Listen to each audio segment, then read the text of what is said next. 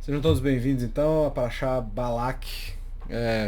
Vou continuar repetindo aquela ideia chata que eu tô falando, mas essas parashot são complicadas. A gente tem ideias muito.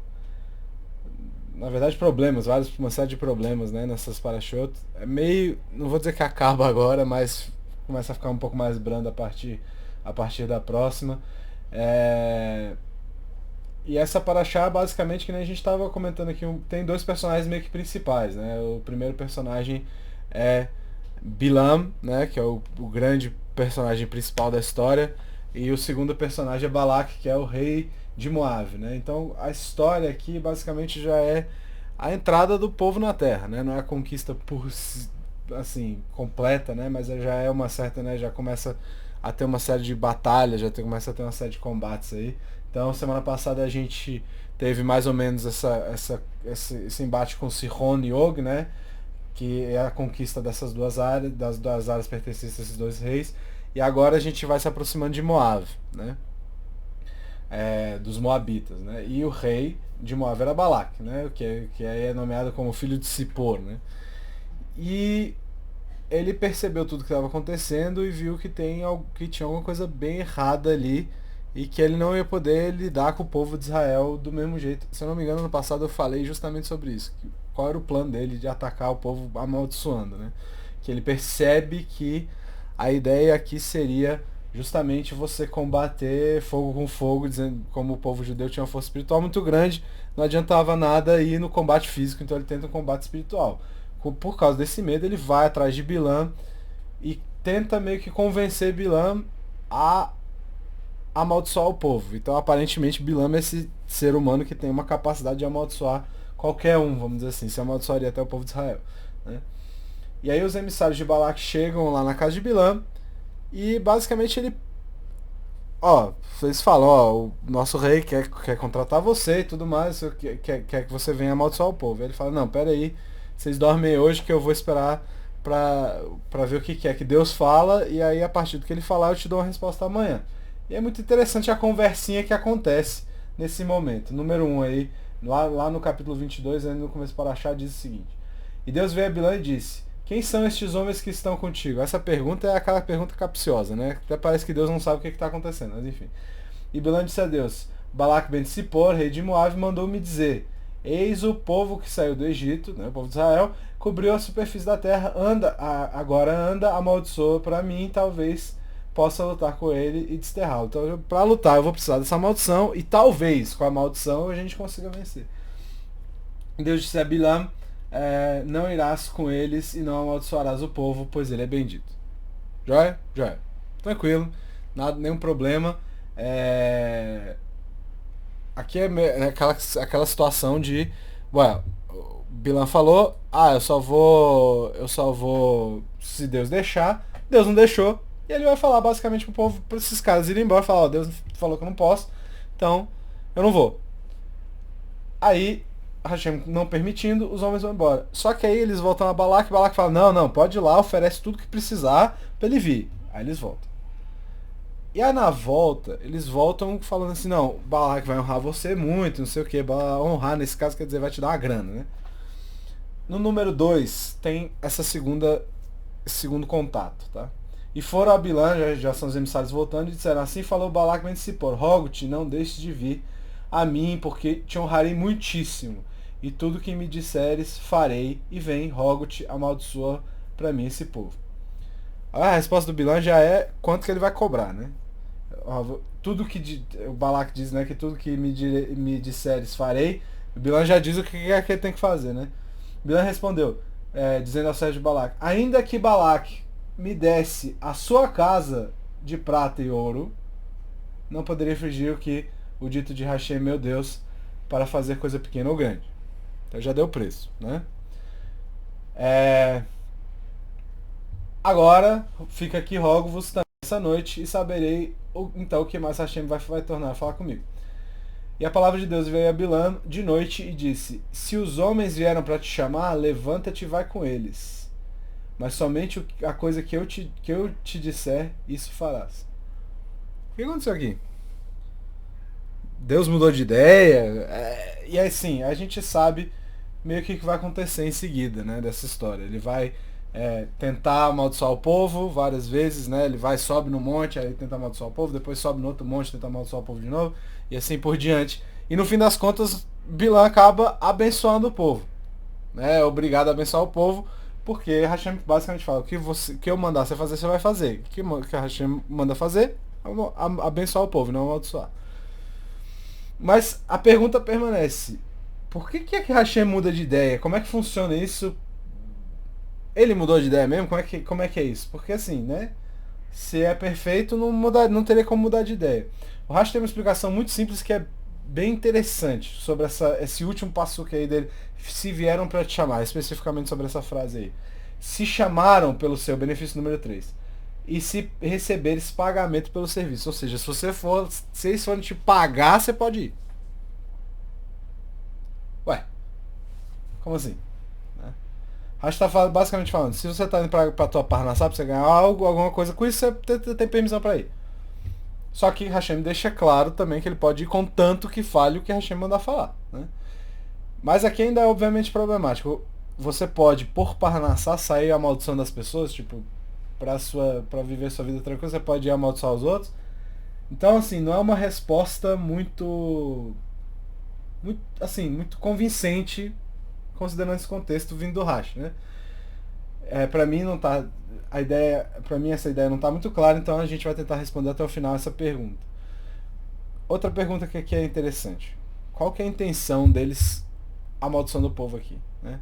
A gente sabe que não dá certo, que se fosse um casamento eles já teriam, né? Se fosse um casamento entre os dois, não teria dado muito certo também, eles já iam ter divorciado, né? Bilam e Balak no caso. Até que porque Balak fica maluco no meio do processo, quando Bilam abençoa o povo, ele fala, mas eu vim aqui para você amaldiçoar, e não para você, e você abençoa, como é que, né? Você tá me matando aqui, né? No fim das contas, Bilam dá uma dica boa para Balak resolver o problema dele, né? Qual que era o pensamento?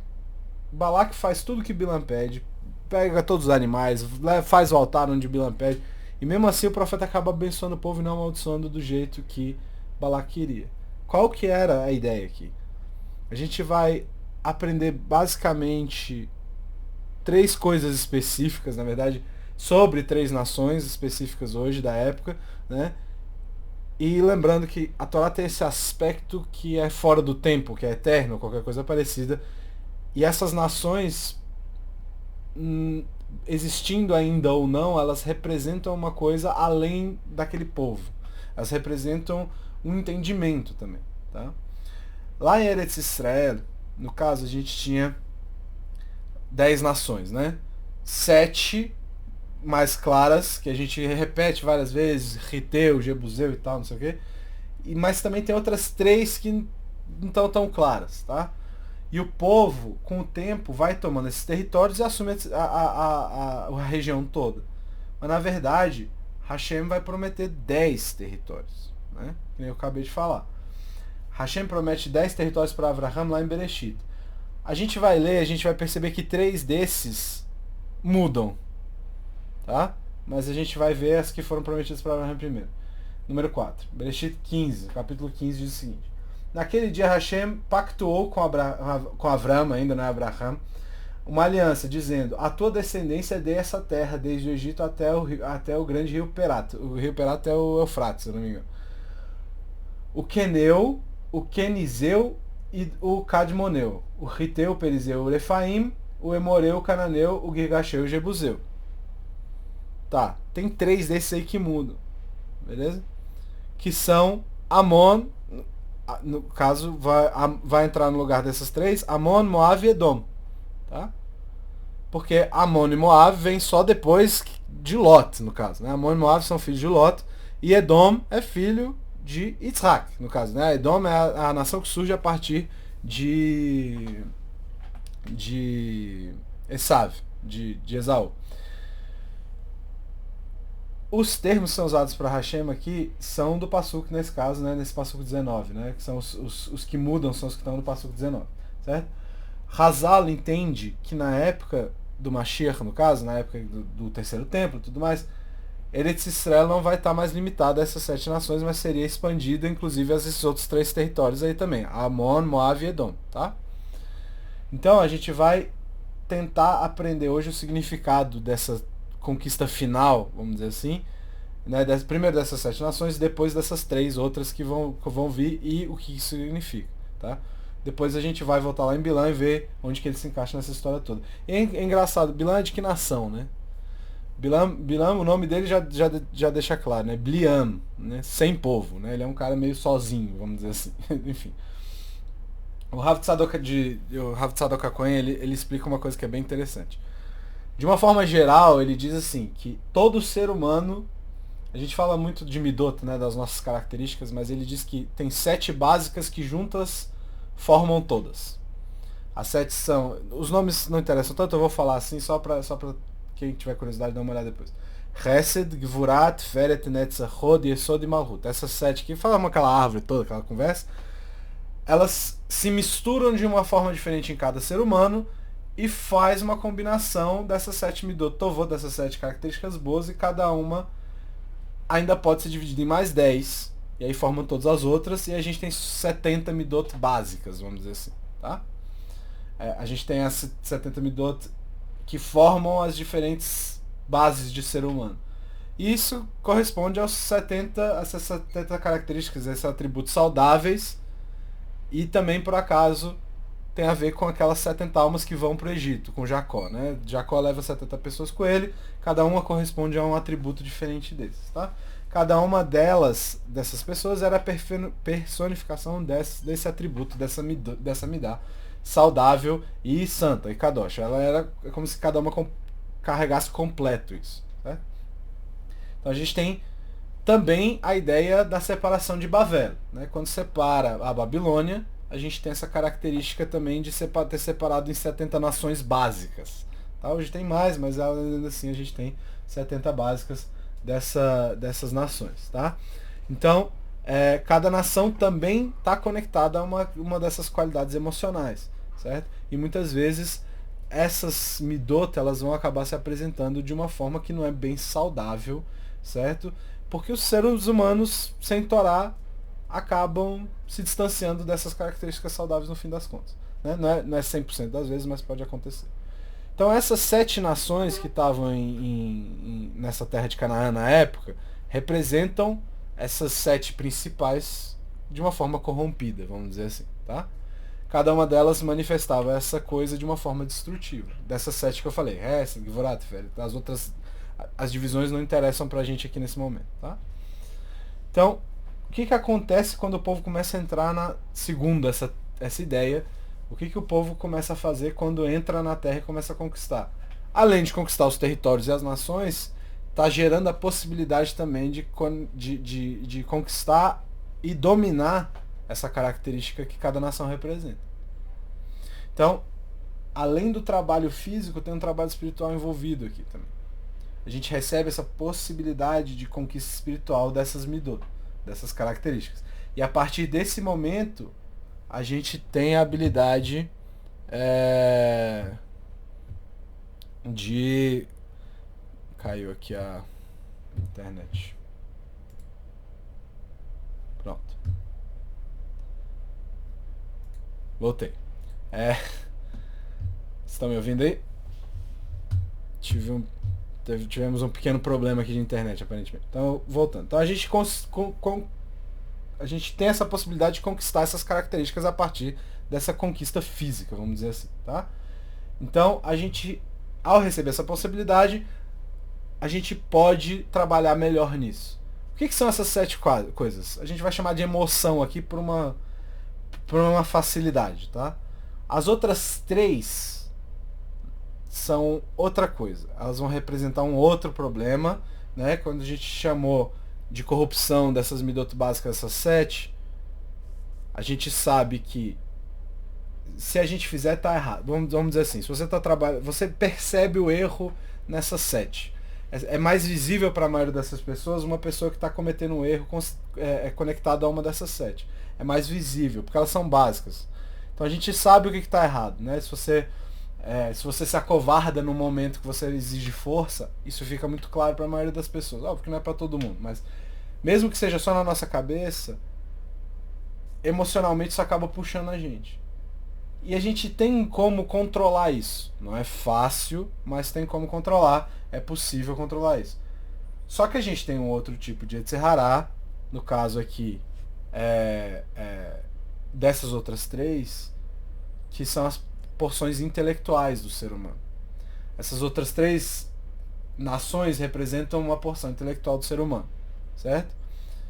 Então, o problema é maior quando você se convence intelectualmente que uma coisa errada é boa e que uma coisa certa é ruim, certo? Então, o Maimonides, ele fala, inclusive acho isso engraçado, porque ele cita uma doença que afeta o paladar e a capacidade de sentir cheiro das pessoas. Né? Qualquer semelhança com a nossa realidade agora é mera coincidência. Ele falava da parosmia lá na época dele. Parosmia é um dos efeitos do Covid aí, por exemplo, que faz você sentir gostos diferentes da realidade, né? E sentir cheiros às vezes também diferentes da realidade.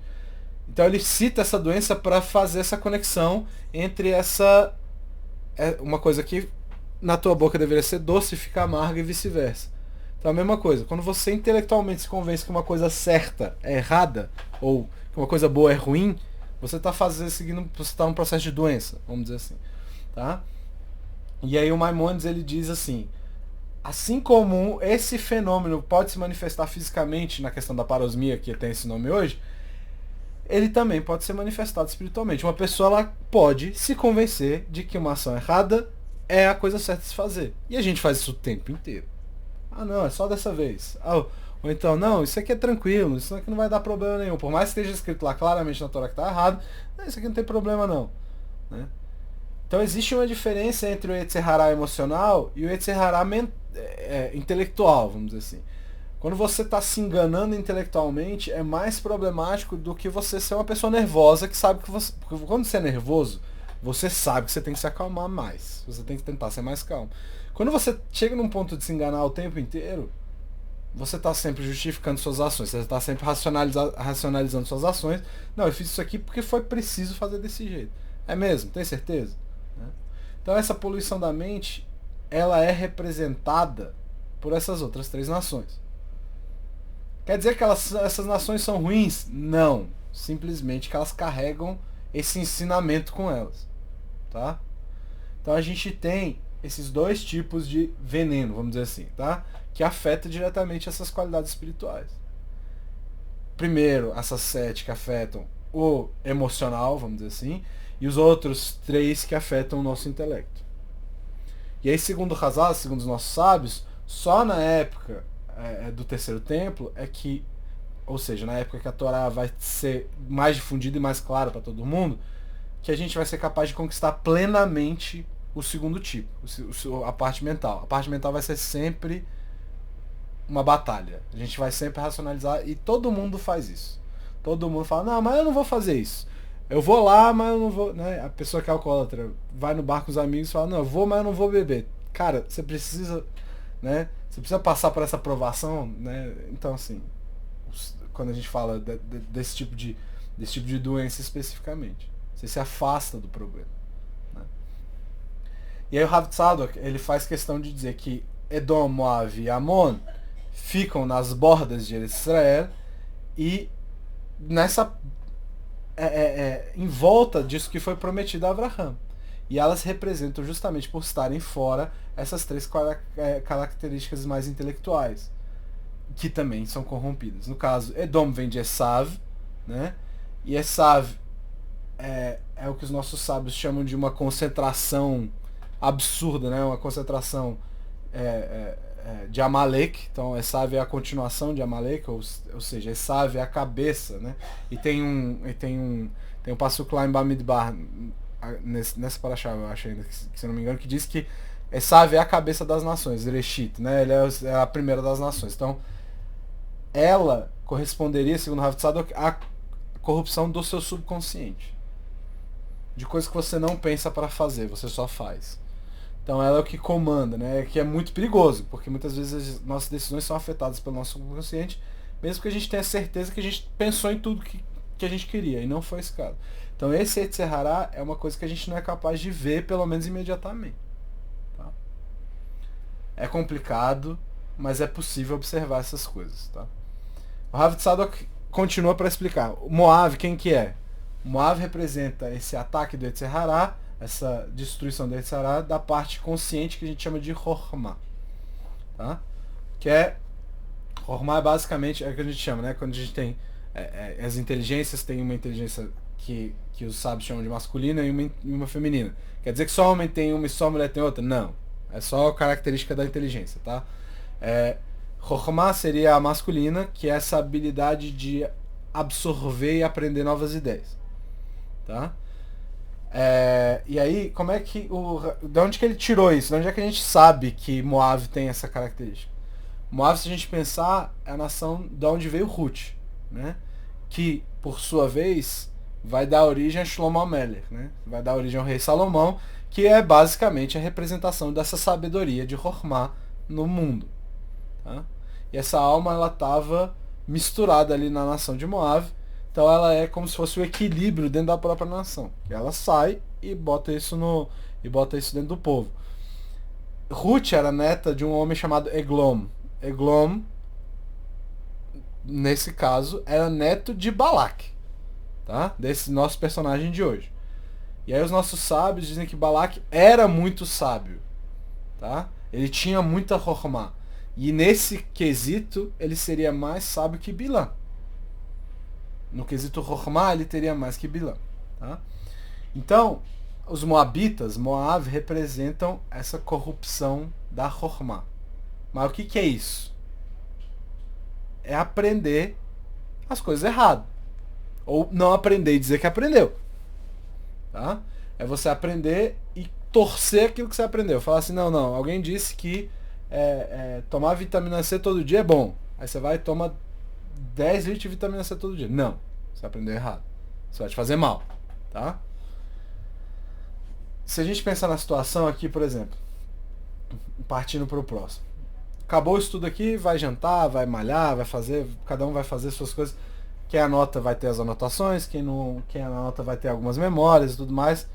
E a partir disso, a tendência é as pessoas tirarem as próprias conclusões. O objetivo aqui é esse, pelo menos, né? Esse processo de pegar algo que você aprendeu e construir algo com isso, recebe um outro nome. Primeiro a gente está aqui Chokhmah, absorvendo informação, adquirindo informação. Segunda parte é pegar essa informação e gerar algo com isso. Eu chamei de conclusão própria aqui. Isso é Binah. Isso é o que eu acabei de falar, inteligência feminina, certo? É a habilidade de analisar as informações. Se a gente voltar lá na história de Korah, né, que a gente falou em Korah, que a mulher é capaz tanto de construir quanto de destruir o lar, faz sentido, né? Faz sentido que essa seja uma inteligência feminina. De novo, não quer dizer que só a mulher tenha. Muito pelo contrário. Tem mulher que vai ter mais Chokhmah e tem mulher que vai ter mais Binah, assim como tem homem que vai ter mais um, vai ter mais outro, certo? É a habilidade de analisar as informações e ver onde é que cabe o quê. Binah vem de uma palavra que é boné, que é construir. E o Yetzer Hará também tem a capacidade de desfazer dessa qualidade. E a Guemará conta uma história muito interessante de uma pessoa que sabe muito, mas está absolutamente corrompida nessa questão de construção do conhecimento. Ela pega aquele material bom e manipula ele para desvirtuar ele e falar assim, olha, eu sei do que eu tô falando, né? Esse é o perigo. Eu sei do que eu tô falando. Eu já li tal coisa, só que aí você desvirtua, você puxa pro lado que você quer mais, né? Amon, no caso, né, representa essa corrupção de Binah, né? Amon vem de Am, né, que é povo. Am quer dizer povo. Como eu falei, Bilam é sem povo, né, sem nação.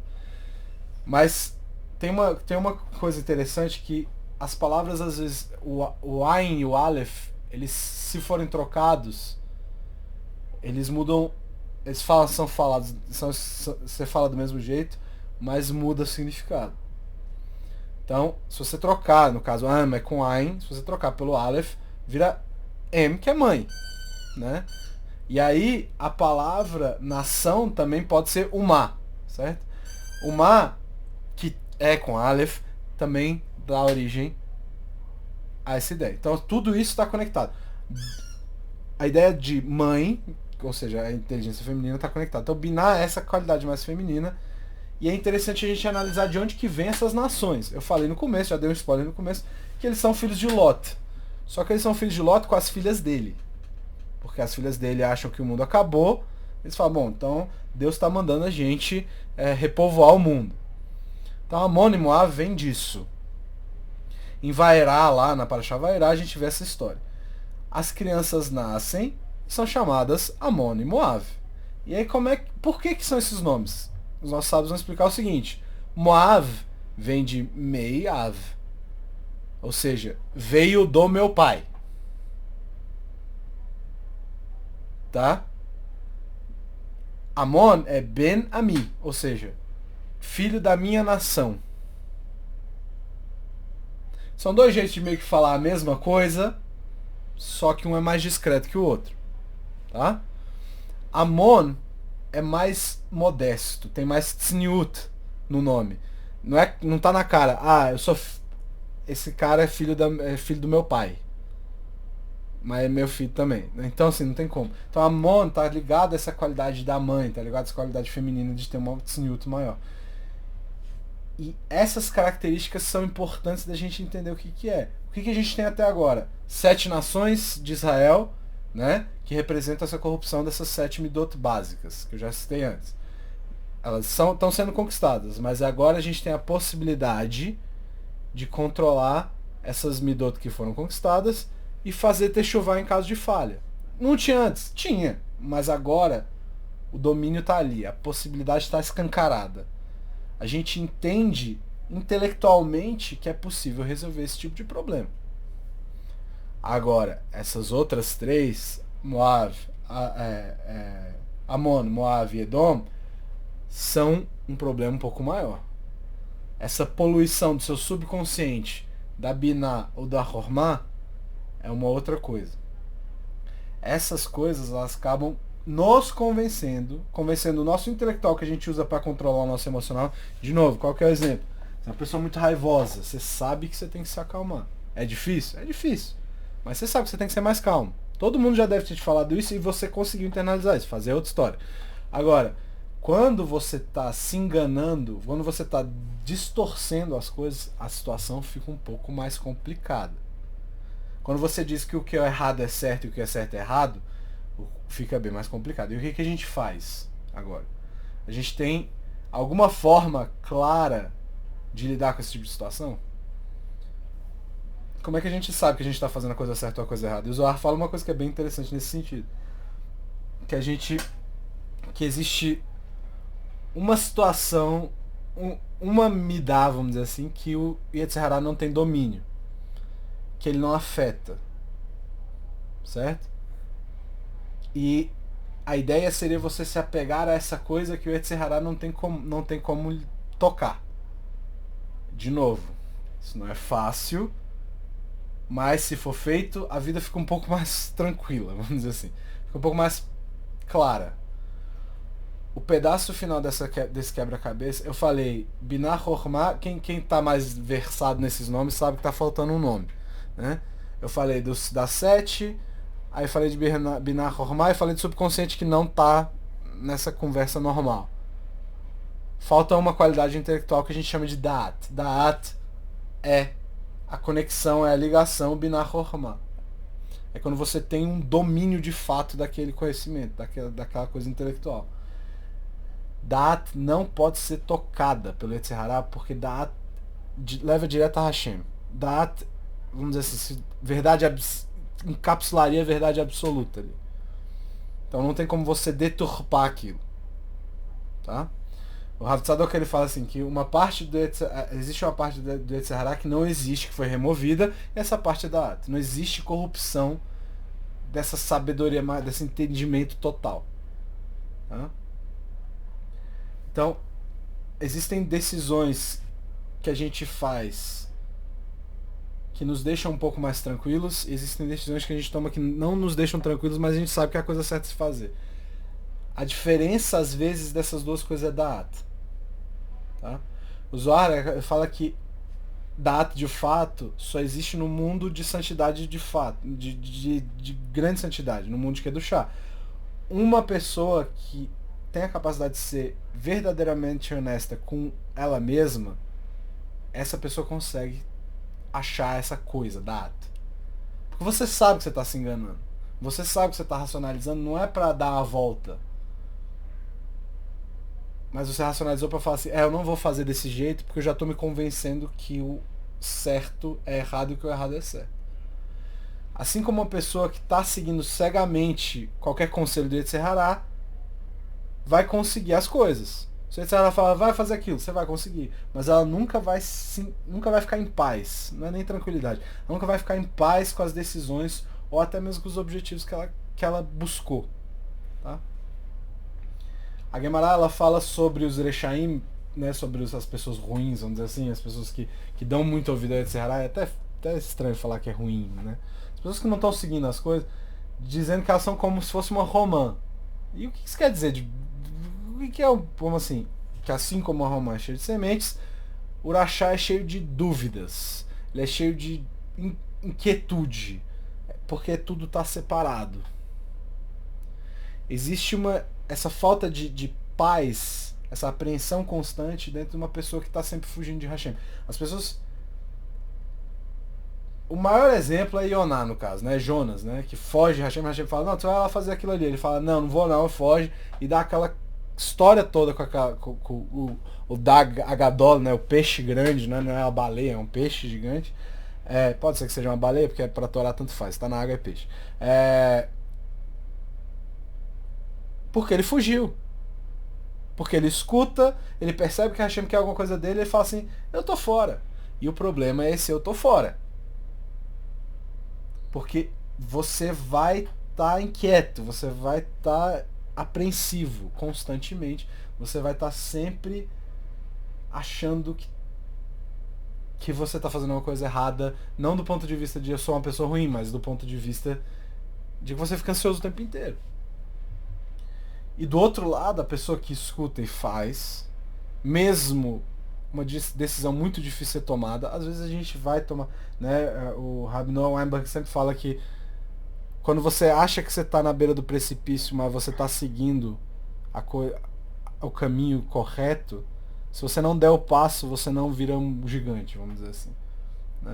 O precipício é a marca de onde você está indo pro gigante, você tá para se tornar gigante. Você fala assim, esse passo aqui é praticamente impossível de dar, mas você dá e você voa, vamos dizer assim, em vez de cair. E essa pessoa que tem a capacidade de tomar decisão difícil, que é correta, mesmo essa decisão sendo difícil, demonstra uma qualidade de paz de espírito, que é o que a gente chama de Menuchat HaNefesh. Tá? É o mesmo exemplo de alguém que a gente estava falando de malhar aqui no começo. Uma pessoa que vai malhar, é um saco, você reclama um negócio inteiro, mas na hora que você termina, você fala, cara, beleza, eu fiz. Essa pessoa tá tranquila, por hoje, né? Amanhã tem de novo. Mas por hoje ela tá tranquila. Se você comparar ela com uma pessoa que tá no sofá comendo cheetos, sei lá, um hambúrguer ou qualquer coisa parecida vendo Netflix. Você pode até tá tranquilo ali na hora. Mas, como diria um amigo meu, life snake, né? A vida cobra. A vida vai te cobrar. Quem tá mais relaxado provavelmente é o cara que tá vendo Netflix comendo hambúrguer. Mas quem efetivamente ficar mais feliz depois é o cara que terminou de malhar, por mais que ele tenha reclamado o treino inteiro. E aqui não é necessariamente uma grande decisão, mas a nossa data ela pode acabar sendo ativada por essas coisas pequenas, por essas decisões que a gente toma que a gente sabe que são as corretas. Pô, eu tenho que me cuidar, né? Eu tenho que me cuidar, porque senão eu vou dar trabalho pros outros, eu vou estar desfazendo de um negócio que a Hashem me deu, o teu corpo no caso. Tem vários motivos, né? Várias racionalizações nesse caso para você se cuidar, tá? Mas essas pequenas coisas que meio que todo mundo sabe que são certas acabam ativando essa data. E a pessoa do sofá ela pode parecer relaxada, mas no fim das contas dentro dela ela sabe que ela não devia estar fazendo aquilo, né?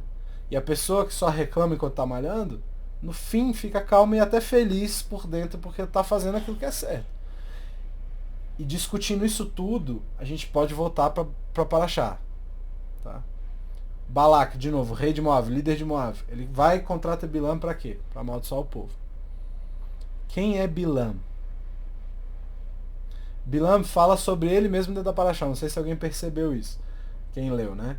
No número 5 tem aí uma frase que Bilam fala. Ele fala assim, palavras, número 5, no Perek 24, no capítulo 24.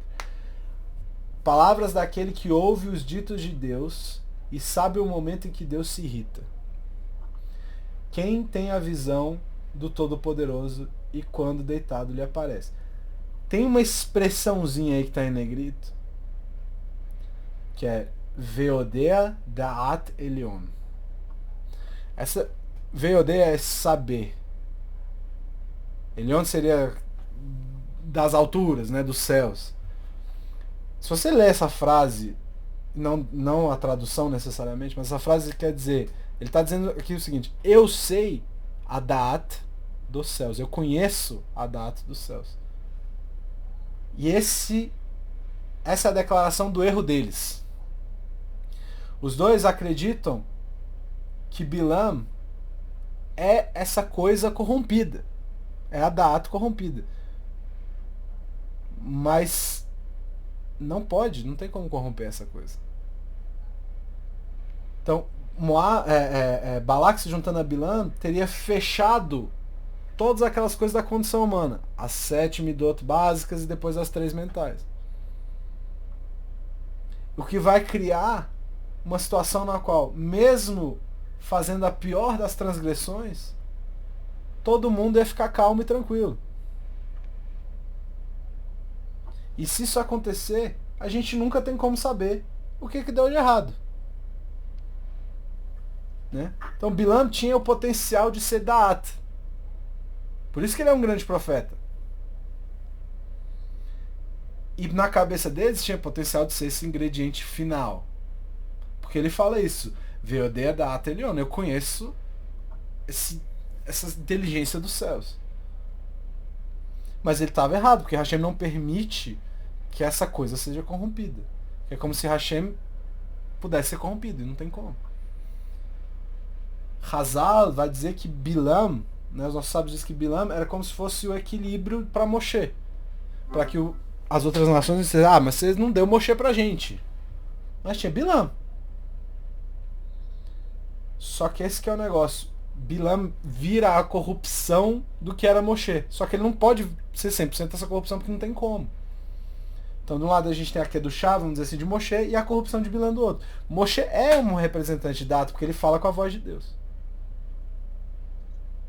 Ele representa alguém que quase sempre faz a boa decisão, que tem essa tranquilidade interna, que tem essa paz interna, tem esse Menuchat HaNefesh. E isso é uma parte de Moshe. Né? Um exemplo claro é que a gente, teoricamente, dentro da nossa tradição, do nosso cumprimento religioso, a gente tem um dia de tranquilidade durante a semana, que é o Shabat.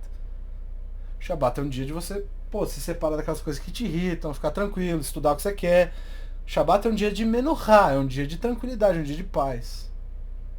E engraçado que no Shaharit Shabbat, lá na Amidah, tem uma coisa que é diferente dos outros.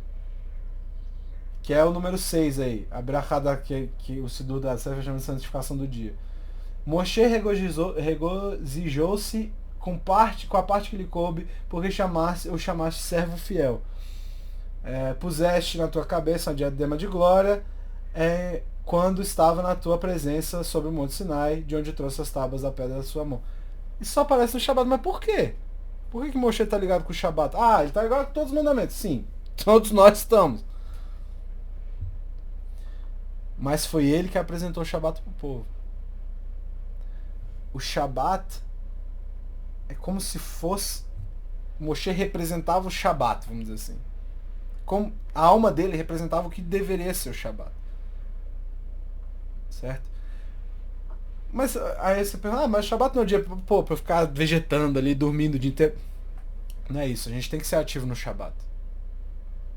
Você pode tirar 1 cochilo, 2, 3, quantos forem necessários para você ter sua atividade melhor no Shabat. Mas você tem que ser ativo também.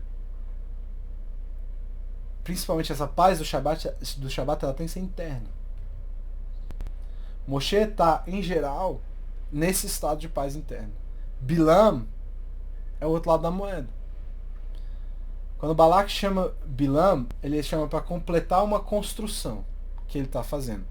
A gente já tem essas sete midot das nações e a gente já tem o intelecto. Falta a data de Bilam.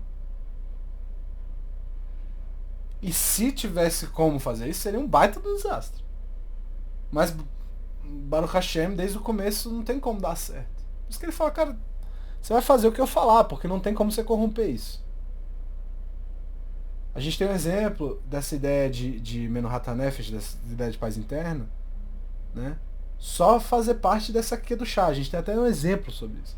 Servir Hashem tem que trazer essa paz interna, tem que ser natural. O sentimento tem que ser natural e meio que próximo de você, no fim das contas. É uma coisa que não... Tipo, acaba fluindo. Não tem que ser... Existe essa resistência, mas não tem que ser 100% difícil. Existe essa resistência. É igual exercício na academia. Ele é difícil, mas tem essa paz quando você termina. Para isso, a gente vai conhecendo data. A gente tem que buscar isso. Tá? E aí a gente tem a citação por parte do Rav Tzadok sobre desse último passo que é no número 7, lá em Isaías, lá em Sha'ar 43, que diz assim: entretanto não me tens invocado, ó Yaakov, nem te preocupaste em me buscar, ó Israel. A última parte é Ki Yagadeta. Ki Yagata Bi Israel, né? Yagata vem da palavra Yagea, que é empenho. O significado passou literalmente é que você não está colocando empenho em buscar Hashem. Hashem está reclamando disso. O chamado você tem que ouvir e o empenho tem que ser colocado para levar a tranquilidade. E aí tem um princípio judaico que diz que se você quer entender uma coisa, você tem que voltar lá para o começo. Onde ela apareceu a primeira vez na Parashá, na Torá, no caso. Então a gente tem que voltar para a primeira separação evidente que a gente tem entre Kedushá e Tumá, pelo menos no povo, né? Entre santidade e impureza, entre pureza e impureza, no caso, que é com Yaakov e Esav. Eles se separam, viram duas pessoas diferentes, e a primeira interação deles chama muita atenção. Qual que é a primeira interação depois que eles se separam? Lá em Toledot tem aquela famosa história da lentilha, né? Yaakov estava lá cozinhando. E por que Yaakov está fazendo lentilha? Segundo nossos sábios, é porque Yitzhak Avinu está num processo de luto, porque Abraham morreu, tá? E aí Esav chega cansado. E aí é muito engraçado, porque ou não, né? Nos Midrashim diz que ele estava cansado de tanta coisa errada que ele fez no dia, né? E ele quer aquela lentilha que Yaakov tá fazendo. E Yaakov fala, beleza, eu te dou a lentilha, mas você me dá a primogenitura. Eles se acertam nesse momento, cada um vai pro seu canto. O que aconteceu de fato aqui? Yitzhak está num processo de luto, ele não está trabalhando, ele não fala, né, todo aquele processo de luto. Então, Yaakov faz o quê?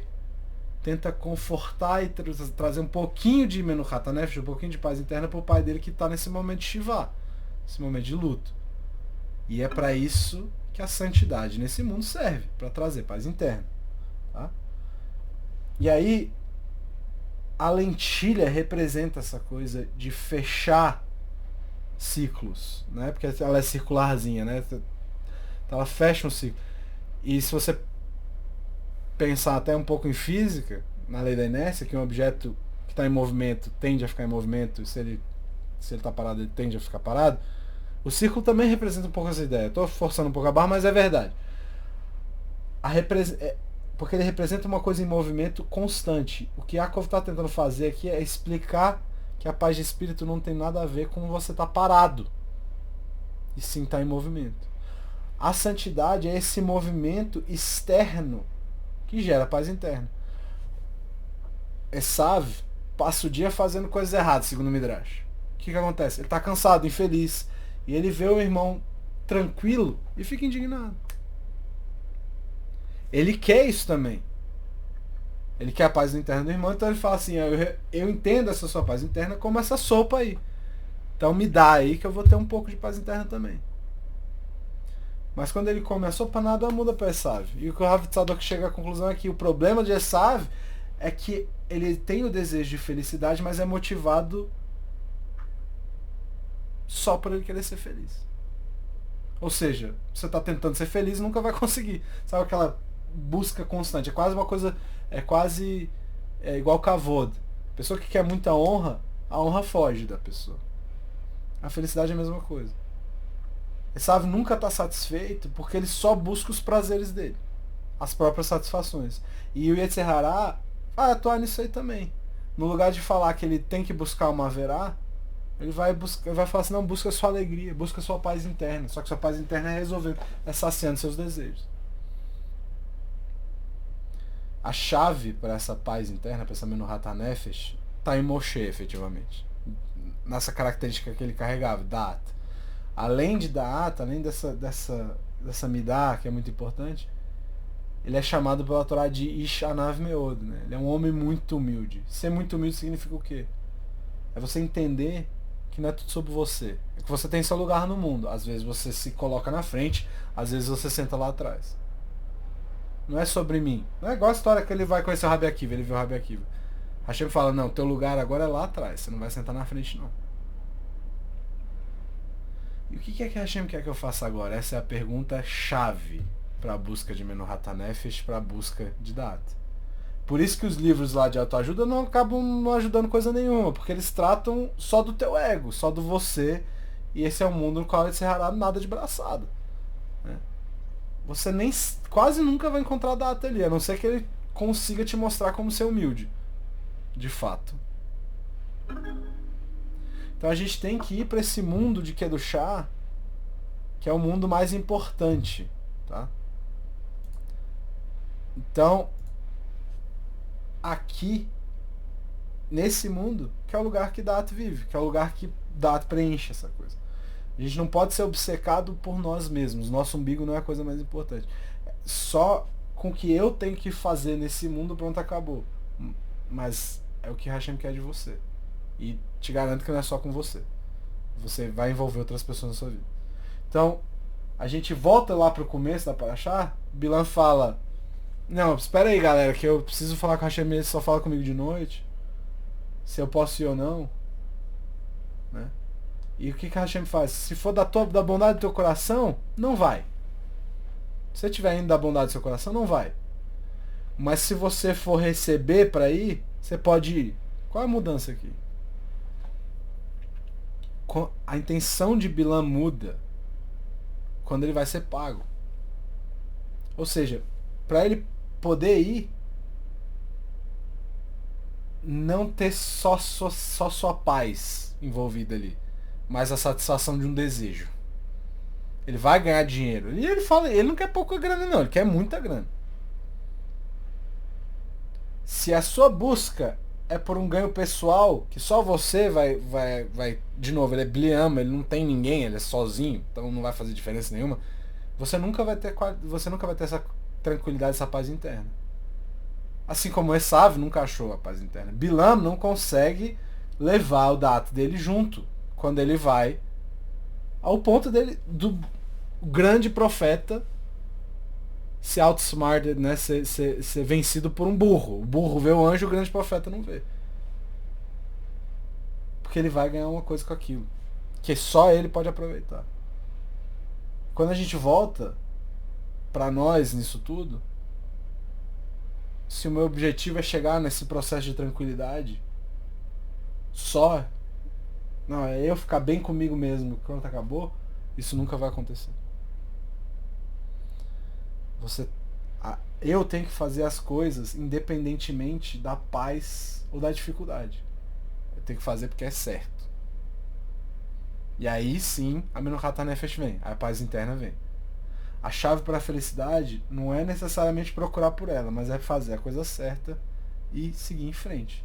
Enquanto o meu foco for no meu ego, no eu mesmo, aí eu só vou estar falando a língua que o Yetzer Hará entende muito bem. E para ele falta data. Essa ideia de santidade está conectada diretamente com humildade. Não tem ego ali. E é só desse jeito que dá para encontrar essa paz interna. Só queria terminar com uma frase que é genial do Rav Shlomo Wolbe, que diz o seguinte. Eu devia até ter botado nas notas, depois eu passo. Aquele que alcança a paz de espírito tem tudo.